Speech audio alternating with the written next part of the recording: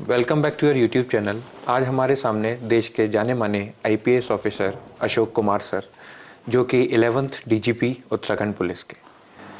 तो sir, welcome back to your YouTube channel. और मैं आपका बहुत बहुत शुक्रिया देना चाहूँगा कि आपने इतना वैल्यूएबल टाइम हमें दिया। जी थैंक यू। तो आज जो हम सर आपकी बायोग्राफी कवर करने जा रहे हैं, तो मेरा सबसे पहला सवाल ये है कि आपका जो बर्थ प्लेस है वो कहाँ रहा है? मेरा बर्थ प्लेस गांव है कुराना, डिस्ट्रिक्ट पानीपत में, हरियाणा में। ओके। एंड सर, आपकी एजुकेशन कहाँ से कंप्लीट हुई है? एजुकेशन मैंने 10वीं क्लास तक गांव में ही पढ़ा है, हम्म। गवर्नमेंट स्कूल में। और फिर 11वीं 12वीं मैंने हिंदू कॉलेज सोनीपत से किया। और उसके बाद आईआईटी दिल्ली में आ गया, बीटेक और एमटेक ओके। दोनों मैंने वहीं से की। तो सर, ये यूपीएससी का जो जर्नी था वो कैसे शुरुआत हुई? मतलब कैसे आपको आया कि नहीं, मुझे इस पर्टिकुलर फील्ड में जाना है? एक्चुअली मैं तो पूरी तरह से इंजीनियर बनने की तैयारी में था। हमें परंतु प्रॉब्लम ये है कि गांव में जब रहते हैं पता ही नहीं होता इंजीनियरिंग है क्या, क्या इसका रोल है, क्या काम होगा, किस तरह की नौकरी होगी। और जब हम आईआईटी में आए तो वहाँ तो दुनिया भी अलग थी पूरी तरह से। गांव की दुनिया से तो बहुत ही डिफरेंट और मॉडर्न वर्ल्ड था। वो अंग्रेजी बोलते थे मोस्टली लोग। तो उसमें जो है मैंने देखा उन दिनों अधिकांश लोग ना विदेश जाने की तैयारी करते थे। ठीक है, कि हायर स्टडीज़ के लिए यूएसए जाएंगे और वहाँ पे जाके वहीं सेटल हो जाते थे। तो वो ट्रेंड था सबसे ज़्यादा।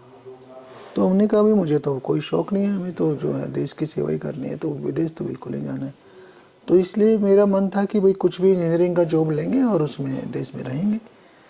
तो 3rd ईयर के बाद जो हमारी इंटर्नशिप होती है वो उषा फैंज में थी, कलकत्ता में। ओके। हाँ जी। उसमें मैंने रियलाइज़ किया कि देखा एक्चुअली इंजीनियरिंग का काम है क्या। और तब मुझे समझ आया कि ये मेरे उसके लिए नहीं बना है। मतलब it is not my cup of T. Engineering बहुत बड़े बड़े काम करती है but it is not for me. Okay. होता है ना, आदमी का मन कहाँ लगता है। मुझे मतलब दिन के 8 घंटे काटने मुश्किल हो जाते थे। तो फिर वो पूरी ज़िंदगी कैसे कटती। तो इसलिए फिर तब मैंने डिसाइड किया कि भाई विदेश तो जाना नहीं है और इंजीनियरिंग में मज़ा नहीं आ रहा। तो इसलिए फिर हमने कहा कि सिविल सर्विसेज करते हैं, क्योंकि कुछ लोगों से मैंने डिस्कस किया ना, क्योंकि इसमें बहुत स्कोप है लोगों की मदद करने का। और इसमें आपको अपना इम्पैक्ट भी दिखता है कि आपने कुछ सोसाइटी में इम्पैक्ट क्रिएट किया। सर, जैसे कि पहले तो क्या था, यूपी और उत्तराखंड एक ही था, फिर बाद में उत्तराखंड अलग हो गया। तो आप यूपी कैडर से थे? कौन सा हाँ बैच? हाँ, ओरिजिनली सबका यूपी था जो भी उत्तराखंड आया है। हम सब लोगों को यूपी कैडर अलॉट हुआ था। फिर 2000 में जब उत्तराखंड बना तो डिवीजन हुआ कैडर का, तो फिर हमें उत्तराखंड अलॉट हो गया। सर, जैसे आपने जब ये जर्नी अपनी शुरू करी थी आईपीएस ऑफिसर्स की, तो आपकी बहुत अलग अलग जगह, कहीं एसपी थे, कहीं एसएसपी थे, कहीं एडीजी थे। तो कहाँ कोई ऐसा पर्टिकुलर कोई स्टेट ऐसा लगा कि यार यहाँ बड़ा चैलेंजिंग चीज़ें रही हैं, बट सिचुएशन बहुत टैकलिंग रही हो, क्राइम लेवल बहुत हाई हो, और कोई ऐसी प्लेस जहाँ आपको लगा कि यार यहाँ तो मेरी सर्विस बड़ी चैन की निकली है? देखिए, जो हमारा यूपी का पीरियड था वो सर्टेनली बहुत ज़्यादा वो था, जिसे कहेंगे टफ। क्योंकि यूपी जो है ना, क्राइम और कम्युनल दोनों एंगल से बहुत संवेदनशील है, बहुत सेंसिटिव है। तो हमने इलाहाबाद से शुरू किया था। इलाहाबाद, फिर अलीगढ़, फिर रुद्रपुर, फिर चमोली, हरिद्वार, फिर शाहजहानपुर, मैनपुरी, एसपी रामपुर, बागपत, मथुरा, और मैं मेरठ, मुरादाबाद और झांसी की पीएसी में भी रहा। जो पीएसी की बटालियन को हाँ आपने वो हाँ किया? हाँ, मेरठ, मुरादाबाद और झांसी, वहाँ भी कमांड रहा। तो कुल मिलाकर के जो डिस्ट्रिक्ट का जितना भी पीरियड था वो सारा चैलेंजिंग था, from day 1 of Allahabad ASP to Aligarh. उसमें हमेशा ही चैलेंज था। और कोई एवरेज वर्किंग आवर 16 घंटे से कम तो कभी नहीं रहे होंगे। जो एएसपी और एसपी शिप का पीरियड दोनों, ठीक है, मैं उसके बाद का नहीं बोल रहा हूँ। और जो कमांडेंट था वो थोड़ा रिलैक्स हो जाता था। हाँ, क्योंकि कभी कभी आप जानते हैं हमारा डेमोक्रेटिक सिस्टम है, लोकतांत्रिक व्यवस्था है। तो उसमें बहुत अच्छा काम करते हुए भी आपको कहीं ना कहीं शिफ्ट होना पड़ता है। राइट। तो उसमें हम लोग जो है ना कमांडेंट रहते था 4 5 6 महीना, तो वो सुकून का पीरियड होता था। ओके सर, ये तो एक मतलब स्टूडेंट्स के लिए मतलब बहुत से लोग सोचते हैं कि नहीं सिर्फ सर्विस से लगने से पहले ही मेहनत है, ऐसा नहीं है, इसके बाद भी मेहनत है और ज़्यादा दुगनी जिम्मेदारियां आ जाती हैं। मेहनत से ही तो लाइफ है, खाली बैठ के क्यों मजा लोगे आप। मेहनत तो जिंदगी है। Right right right. तो सर मैं इसके अलावा ये जानना चाहूँगा कि आपका इतना सारा बिजी शेड्यूलिंग रहता था, आप अपने आप जो स्ट्रेस है वो कैसे रिलीव करते थे?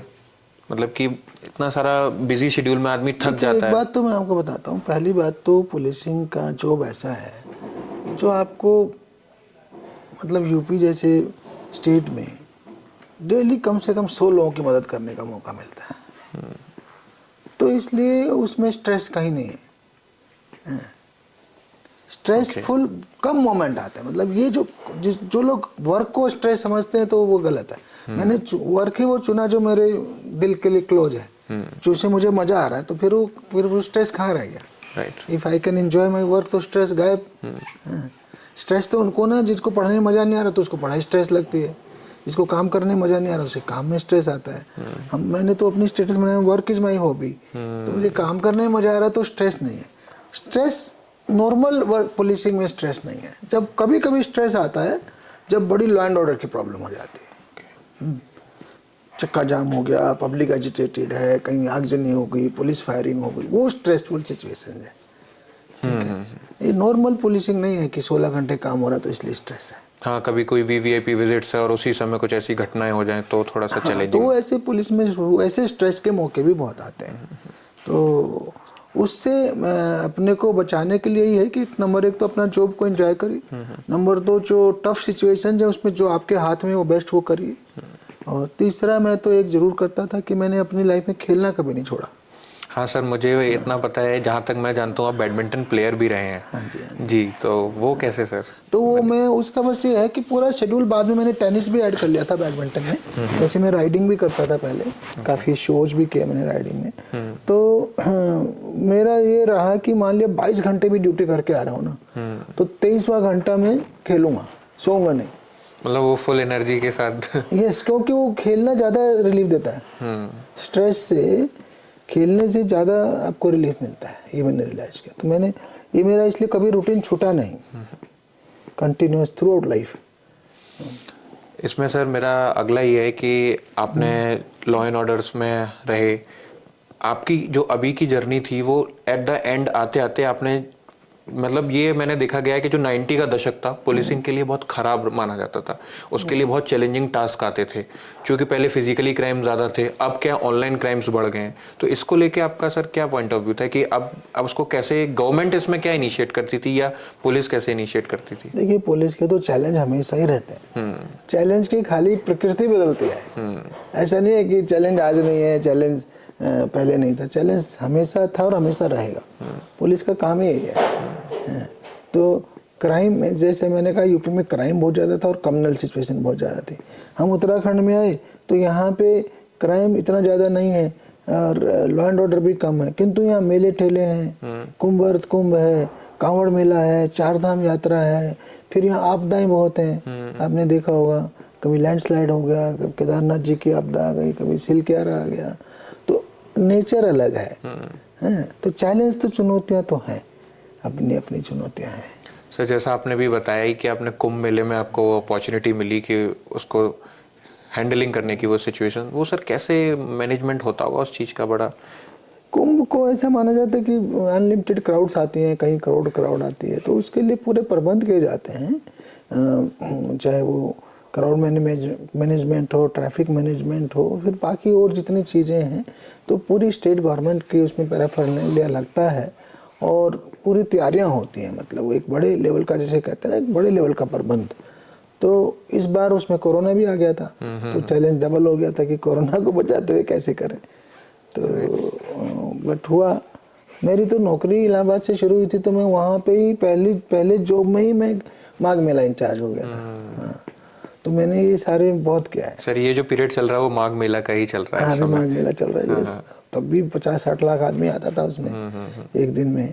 तो काफ़ी मतलब जो है ना हमें उसका एक्सपोजर रहा, तो उसका मुझे लाइफ लॉन्ग फ़ायदा हुआ, क्योंकि मैं हरिद्वार में 2 बार एसएसपी रहा, आईजी रहा, एडीजी लॉ एंड ऑर्डर रहा। तो जितने भी कांवड़ मेला, तो मुझे लगता है इन सब में नाम कुंभ का ज़्यादा है, परंतु कुंभ से बड़ी चुनौती कांवड़ है।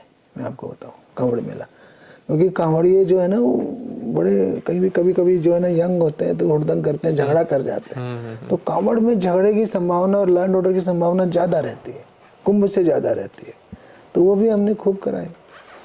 सर जहाँ तक मैंने सुना है, अपने मतलब आपका एक केस था जिसमें आपने हरिद्वार के 28 जो हाई टॉप क्रिमिनल्स हैं उनका एनकाउंटर, या कह लो कि उनको मतलब बाहर निकाल के लाए कि ये बहुत खतरनाक है यहाँ समाज के लिए।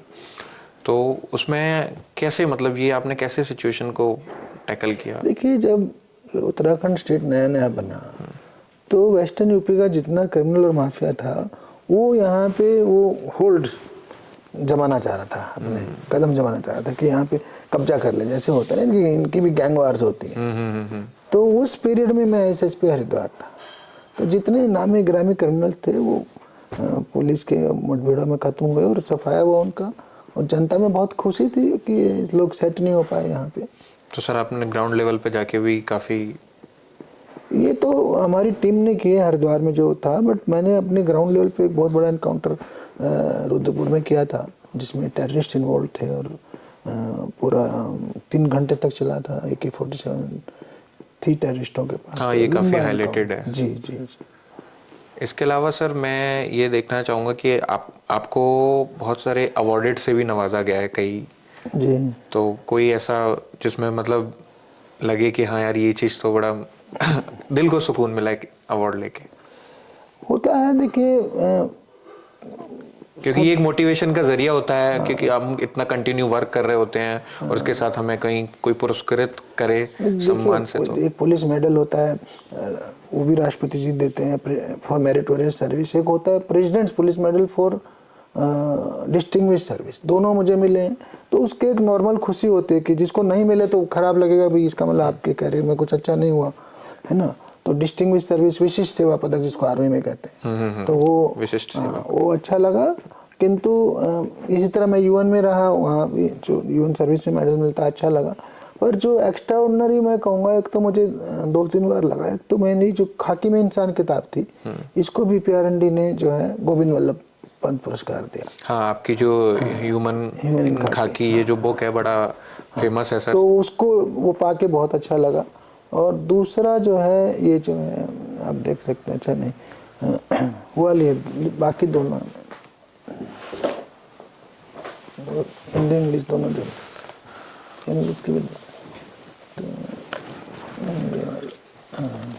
ये वो किताब है जो खाकी में इंसान, हुमायूं खाकी। या इस PRND ने इसको चयनित किया था पुरस्कार के लिए, बहुत अच्छा लगा।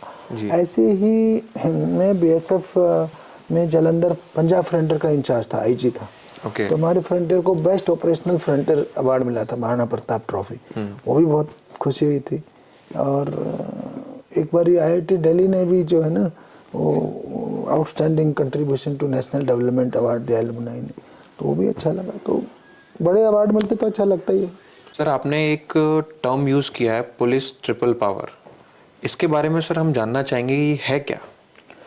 देखिए, मैंने इसको ना अपने पुलिस कर्मियों से मैं जब भी बात करता हूँ, DGP बना उसका जो फर्स्ट मेरा वो था एड्रेस, उसमें भी मैंने इसको यूज किया, फिर लगातार यूज करता रहा हूँ पूरे करियर में।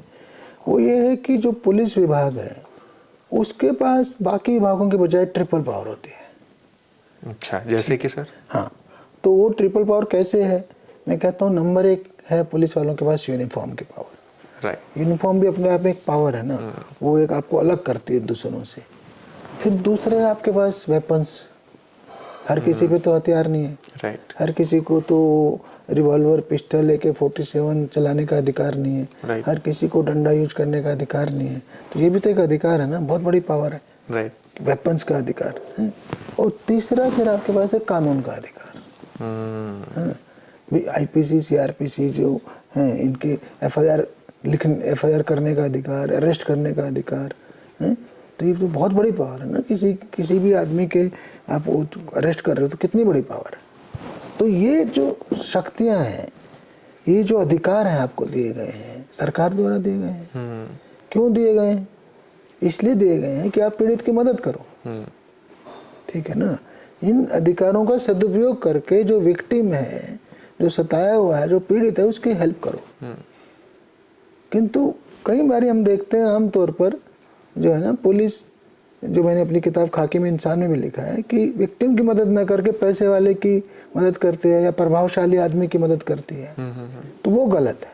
राइट। तो वो इन अधिकारों का सदुपयोग न होकर दुरुपयोग है।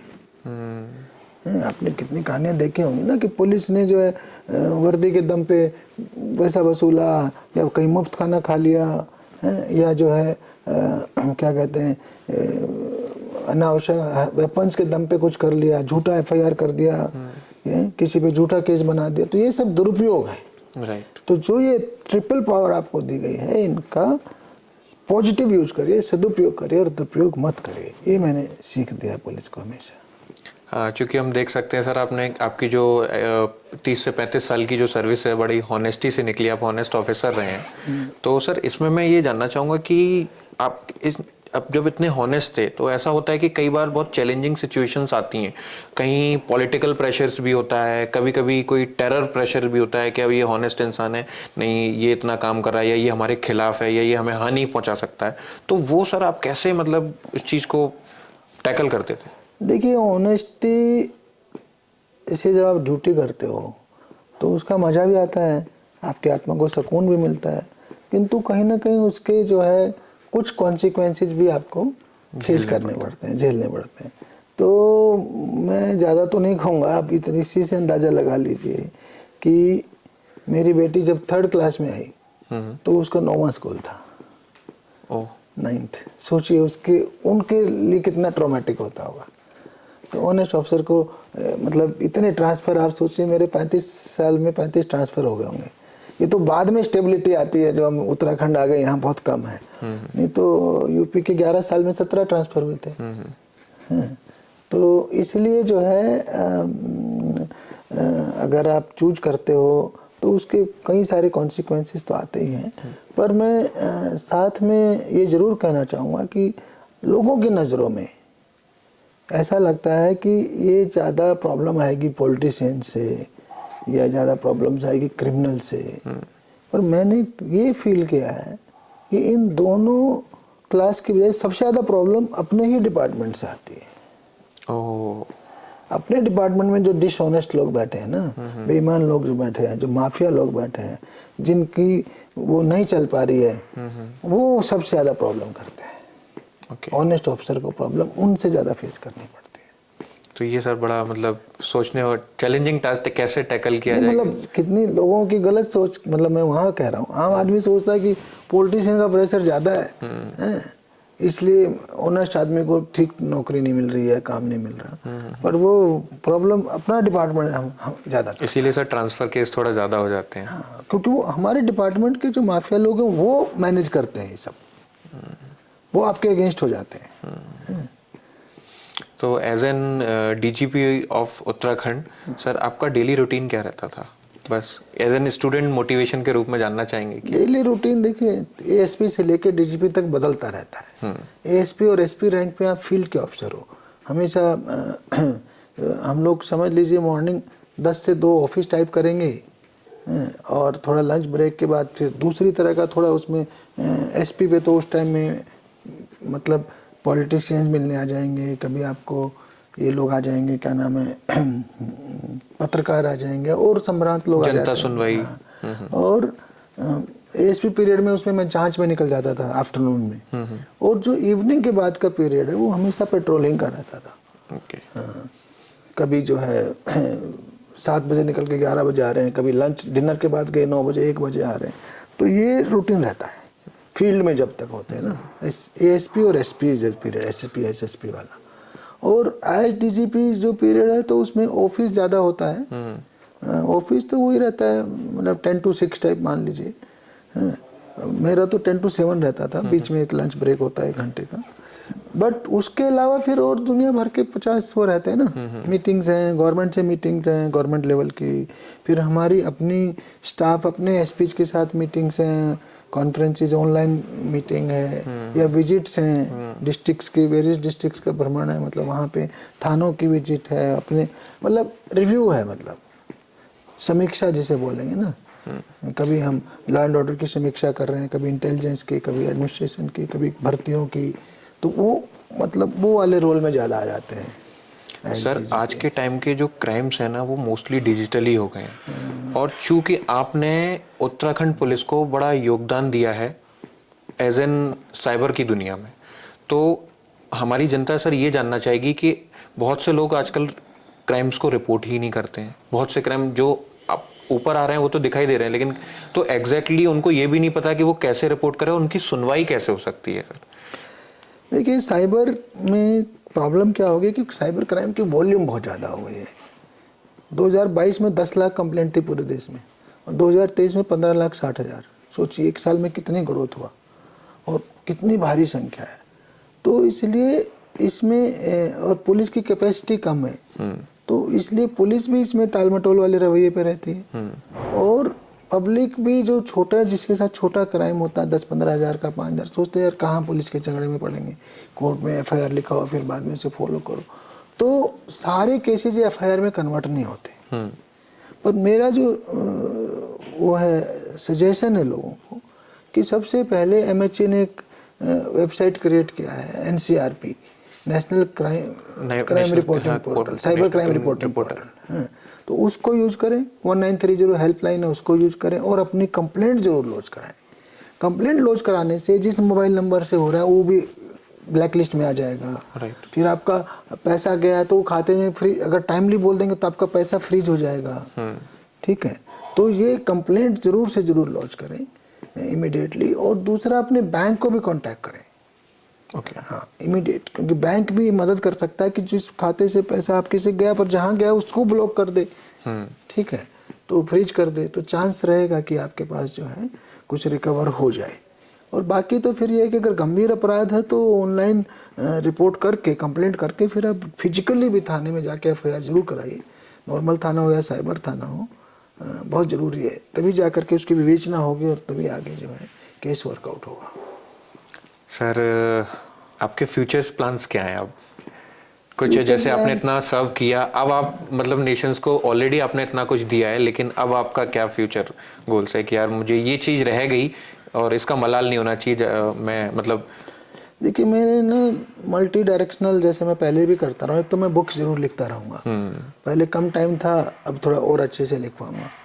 दूसरा मैं मोटिवेशनल क्लासेज यूनिवर्सिटीज़ में लेता रहा हूँ, यंग यूथ को मोटिवेट करने के लिए, लाइफ स्किल्स सिखाने के लिए, तो वो अभी भी कंटिन्यू रखूँगा, और अब थोड़ा और एक्स्ट्रा करके लूँगा मतलब। और तीसरा अभी मैंने जो है पिछले 2 महीने से जो सिविल सर्विसेज के जिन लोगों के बच्चों के इंटरव्यू आए थे, कॉल आए थे, इंटरव्यू कॉल, उनको फ्री गाइडेंस दिया है इंटरव्यू के लिए। हाँ, करीब 50 बच्चों को मैंने फ्री गाइडेंस दिया है। तो इसी फील्ड में भी और भविष्य में भी मैं ये गाइडेंस जो है सिविल सर्विसेज गाइडेंस जारी रखने की सोचता हूँ। तो जो सर न्यू कॉमर्स स्टूडेंट्स हैं जो यूपीएससी के, उनके लिए सर आपका क्या कोई 2 ऐसी मोटिवेशन लाइन के जो मतलब दृढ़ता से आगे बढ़े हैं इस फील्ड में? देखिए, जो पहली बात तो जब प्लंज लेनी है ना तो बहुत सोच समझ के लें, अपनी कैपेबिलिटी भी रियलाइज करें। स्वोट एनालिसिस होता है ना अपना खुद का, स्ट्रेंथ और वीकनेसेस, और एक बार ले लिया तो फिर फुल फोकस, फुल डेडिकेशन, कम से कम 2 साल, कम से कम 2 साल, और रोज के मान के चलें 10 से 12 घंटे मिनिमम, इतना तो चाहिए, इतना मिनिमम चाहिए ही चाहिए, ये मान के चलें। और फिर आपका अर्जुन जैसा फोकस और एकलव्य जैसी लगन, डेडिकेशन, ये इतनी चीज़ें होंगी तो आ जाएगा रिजल्ट।